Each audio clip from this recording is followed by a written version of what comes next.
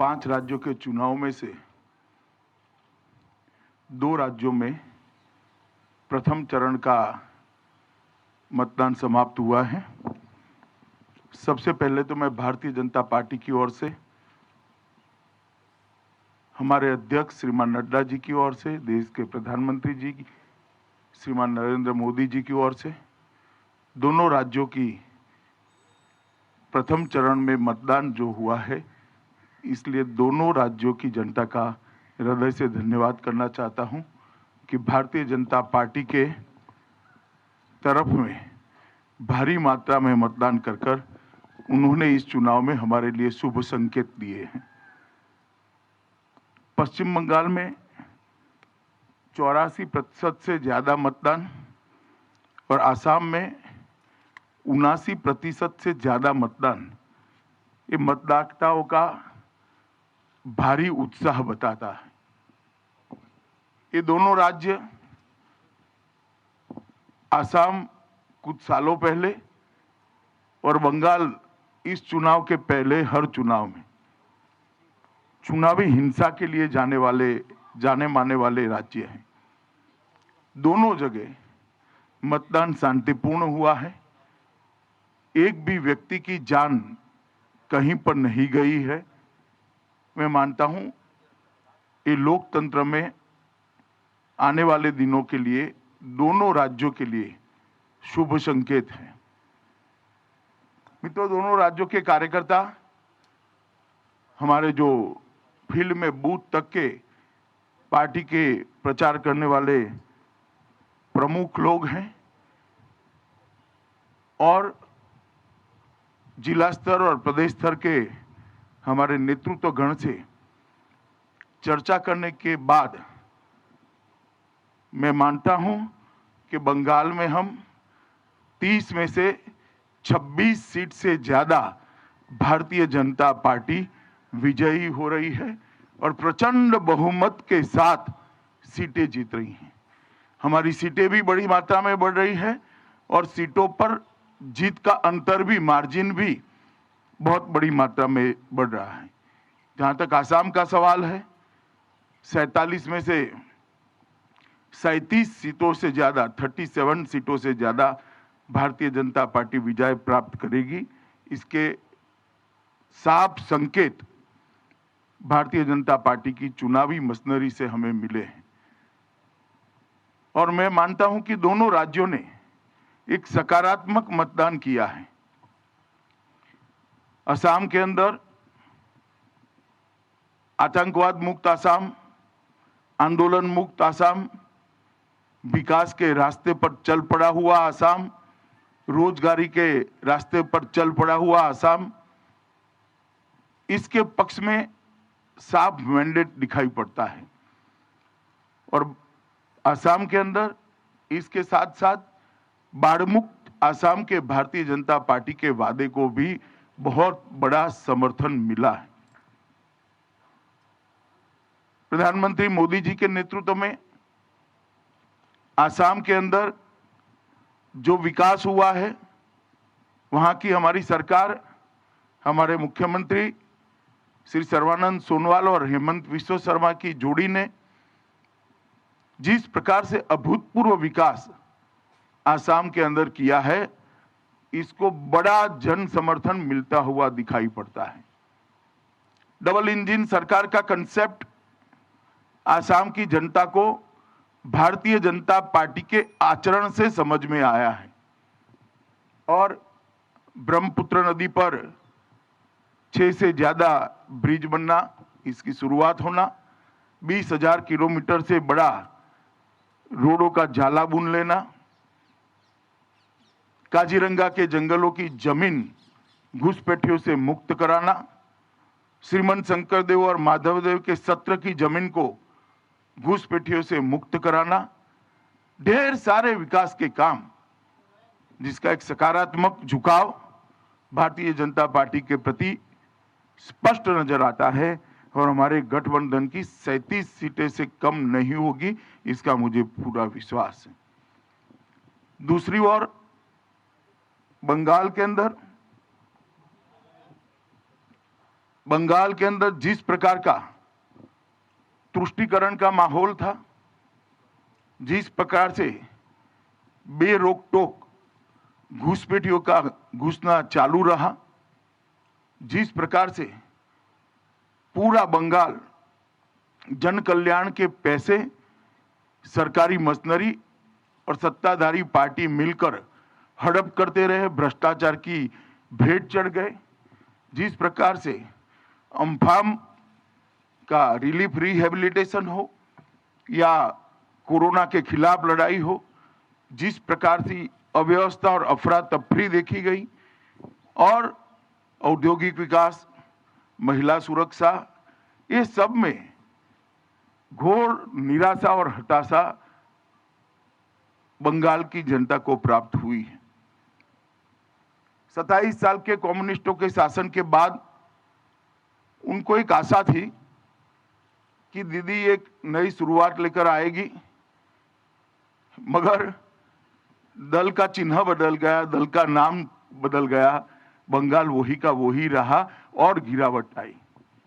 और उस वक्त मोदी जी के नेतृत्व में हमने जो सोनार बांग्ला का एक विजन दिया है, हमने बंगाल की जनता के मन में एक आशा की जोत जगाने में हम सफल रहे हैं कि अन्य राज्यों की तरह बंगाल भी सुजलाम सुफलाम हो सकता है, बंगाल भी विकसित हो सकता है, बंगाल के अंदर भी शांति हो सकती है, बंगाल के अंदर भी तुष्टीकरण से बगैर संविधान की योजना के तहत कोई सरकार चल सकती है, बंगाल के अंदर भी धार्मिक स्वतंत्रता सभी धर्मों के लोगों को मिल सकती है।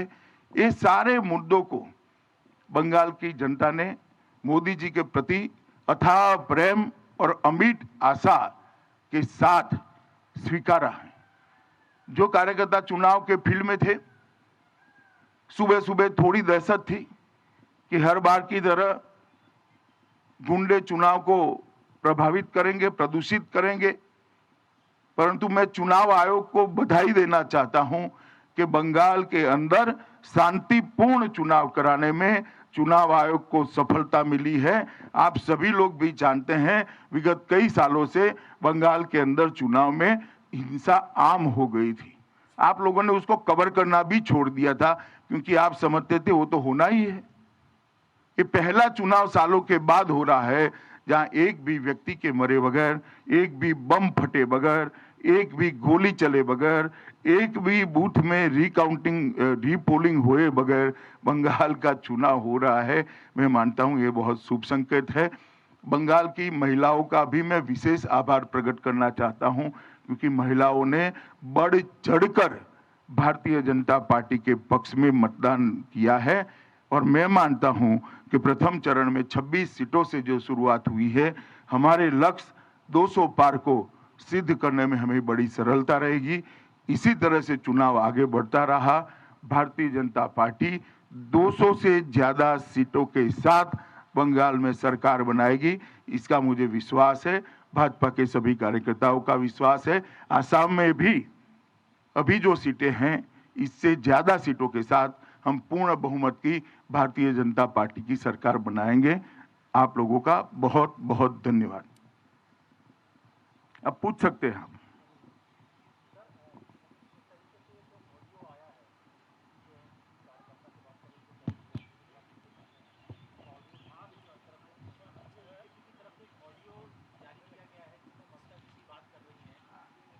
कार्यकर्ता से कि नंदीग्राम हार जाएंगे, आप आ जाइए, हमारा सहयोग करिए, उसको लेकर आपकी प्रतिक्रिया क्या? मेरी कोई प्रतिक्रिया नहीं हो सकती। हर एक को अधिकार है अपना समर्थन जुटाने का। ममता जी भी जुटा रही है, इसमें क्या है?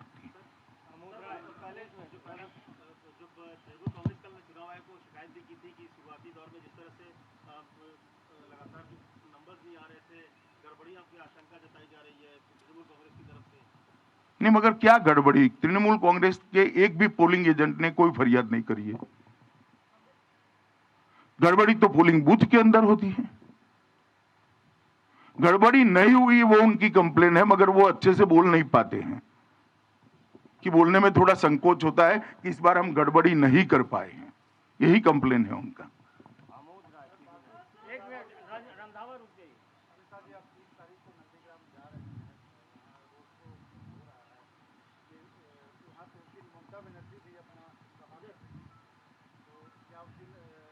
नथिंग स्पेशल, नंदीग्राम हमारे लिए एक सीट है। मैं नंदीग्राम के मतदाताओं को इतना ही कहना चाहता हूं कि बंगाल के अंदर परिवर्तन अगर करना है तो बंगाल की 200 सीटों ने परिवर्तन करना पड़ेगा। नंदीग्राम अकेला ही कर दे तो बंगाल के अंदर अपने आप परिवर्तन हो जाएगा। तो मेरी बंगाल के नंदीग्राम कॉन्स्टिट्यूएंसी के मतदाताओं को अपील है कि परिवर्तन तो आपके ही हाथ में है, आप अकेले ही कर दीजिए, परिवर्तन हो जाएगा। विकास भदौरिया। जी अमित भाई, अभी तो पहले चरण का मतदान हुआ है, ऐसे कौन से संकेत हैं जिनके आधार पर आप ये एनालिसिस कर सकते हैं कि ये जो 84% मतदान आपके पक्ष में हुआ है और दूसरा यही मोमेंटम आगे भी 7 चरणों में बरकरार रहेगा? देखिए विकास जी, ये मैं तो चुनाव के पहले से कर रहा हूं कि 200 सीटें आएगी। आप लोग कई बार मेरी बात मानते नहीं है, मगर मैं बताता हूं 200 से ज्यादा सीटें आएगी, क्योंकि जब हम प्रचार में जाते हैं, जब संगठन के काम करने के लिए जाते हैं, बंगाल की जनता के जो उद्गार होते हैं, बंगाल की जनता की जो भावनाएं होती है, इनकी संवेदनाएं होती है, वो हमें स्पर्श करती हैं और इससे मालूम पड़ता है कि बंगाल की जनता त्रस्त है। सभी वादे माँ माटी मानुष के खोखले साबित हुए हैं और बंगाल के अंदर संपूर्ण परिवर्तन होने जा रहा है। Megha Prasad, Times Now. Sir Amit sir, आप कल अहमदाबाद में थे, कुछ ऐसी रिपोर्ट्स आ रही हैं कि शरद पवार जी और प्रफुल्ल पटेल जी दोनों चलिए, अहमदाबाद सब चीजें सार्वजनिक नहीं होती है। नवजोत रंधावा, रविंद्र सिंह, जी न्यूज। बीजेपी लगातार आरोप भी लगाते रही है कि टीएमसी बीजेपी कार्यकर्ताओं की हत्या करते रहे, हिंसा काफ़ी हुई और आप कई कार्यकर्ताओं से मुलाकात भी की, उनके परिवार से। अब बीजेपी के ही जो शामिल हो गए हैं उनसे ममता बनर्जी खुद फ़ोन कर रही हैं कि हमें समर्थन करो। एक तरफ हिंसा और दूसरी तरफ इस तरह की अपील। आपको लग रहा है कि जमीन खिसकने का डर है या फिर अपने लोगों को वापस लेना चाहती है? जमीन खिसकने के लिए टेलीफोन कॉल का परिचायक होना जरूरी नहीं है। जमीन खिसक चुकी है, जमीन जनता ने खिसकाई है और फिर से एक बार मैं कहता हूं 200 से ज्यादा सीटों के साथ भारतीय जनता पार्टी की वहां सरकार बनने जा रही है। विनीत, टीवी 18। सर, जिस तरह से पीएम बंगाल गए थे, ममता बनर्जी का कहना है कि वहां जाकर के वो प्रचार कर रहे हैं। जब बांग्लादेश के एक एक्टर ममता बनर्जी के पक्ष में प्रचार कर रहे थे तो बीजेपी ने सवाल खड़े किए थे। अब पीएम के दौरे पर ममता बनर्जी सवाल खड़े भाई वो तो खड़े करे, आप काहे को कर रहे हैं? कल पीएम ने कोई बात करी है वहां पर प्रचार की? कोई बात नहीं करी। असम और पश्चिम बंगाल में हुए पहले चरण के विधानसभा चुनाव को लेकर केंद्रीय गृह मंत्री अमित शाह इस वक्त दिल्ली में उन्होंने प्रेस ब्रीफिंग की है। उन्होंने कहा कि पहली बार बंगाल में दिखा है बिना हिंसा के चुनाव हुआ है, शांतिपूर्ण चुनाव हुआ है और जिस तरह के पोल परसेंटेज आए हैं असम और बंगाल में, लोकतंत्र के लिए एक शुभ संकेत है। और साथ ही उन्होंने दावा किया है कि पश्चिम बंगाल में भाजपा की सरकार बनेगी इस बार और 200 से अधिक वोटों से जीत हासिल होगी।